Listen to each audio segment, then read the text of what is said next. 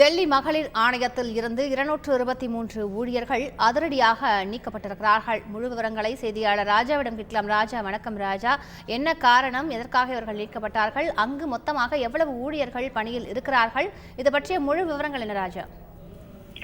வணக்கம். டெல்லி மகளிர் ஆணையத்தின் முன்னாள் தலைவராக இருந்த சுவாதி மாலிவால் விதிகளுக்கு மாறாக நிறைய ஊழியர்களை நியமனம் செய்ததற்காகவும் கான்ட்ராக்டல் பேசிஸில் நியமனம் செய்திருக்கிறார்களும் அவர்களுக்கு விதிகளுக்கு உட்பட்டதாகவும் சரியான அணுகுமுறை இல்லாமல் அவர்கள் நியமிக்கப்பட்டதாக பல்வேறு குற்றச்சாட்டுகள் எழுந்துள்ளதாக அந்த ஒரு சுற்றறிக்கை ஒன்று ஆளுநர் அலுவலகத்திலிருந்து வெளியிடப்பட்டிருக்கிறது.